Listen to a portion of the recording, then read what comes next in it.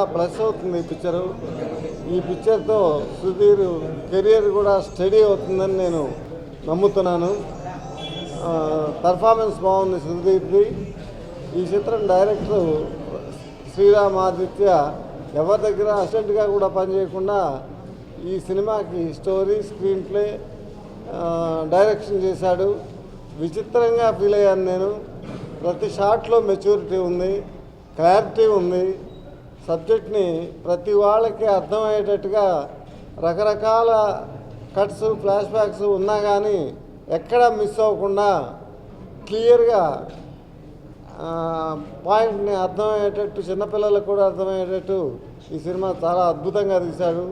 ఈ పూర్వకాలంలో ఆది సుబ్బారావు గారు, కేవీ రెడ్డి గారు పిక్చర్లలో ఆ క్లారిటీస్ ఉండేవి. అలాంటి క్లారిటీ ఈ సినిమాలో నేను చూశాను. ఇంత డిఫరెంట్గా ముందు ఈ డైరెక్టర్ ఇంకా మంచి సినిమాలు తీయగలడని నా నమ్మకం.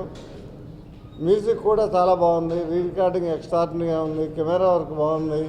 డెఫినెట్గా ఇది పెద్ద రేంజ్ హిట్ అవుతుందని నేను నమ్ముతున్నాను. బ్రహ్మోత్సవం టీజర్ చూశాను, చాలా ఎక్స్ట్రాడినరీగా ఉంది. నిన్నే అన్ని ఛానల్స్లోనూ రిలీజ్ చేశారు. ఇది డెఫినెట్గా చాలా ఆ సమ్మర్కి రిలీజ్ అవుతుంది అనుకుంటాను. ఏప్రిల్ 29th అని చెప్పారు. డెఫినెట్గా సమ్మర్లో అది నెంబర్ 1 పిక్చర్ కావాలని నేను కోరుకుంటున్నాను. చెప్పేది ఏంటంటే, డైరెక్టర్ గారు ఇంత చిన్న వయసులో ఇంత పెద్ద సినిమా చేయడం చాలా, ఎవరి దగ్గర పనిచేయకుండా చాలా చాలా సంతోషంగా ఉంది. రిచ్నెస్ కూడా సినిమాలో ఎక్కడ రిచ్నెస్ తగ్గలేదు. అలాగే సుధీర్ బాబు సాధారణంగా మేము మామూలుగా చూసేవాళ్ళం థియేటర్లో. ఈ సినిమాలో ఫుల్ ఫైట్ గీట్ అన్నీ చాలా బాగుంది. కామెడీ కూడా చాలా బాగుంది. ప్రతి ఆర్టిస్టు వాళ్ళ క్యారెక్టర్ని చాలా బాగా చేయించారు కూడా డైరెక్టర్ గారు. ఈ కృష్ణ గారు చెప్పినట్టు ఇది చాలా పెద్ద సినిమా అవ్వాలి, సుధీర్ బాబుకి ఇది పెద్ద సక్సెస్ అవ్వాలని నేను కోరుకుంటున్నాను. అవుతుంది కూడా.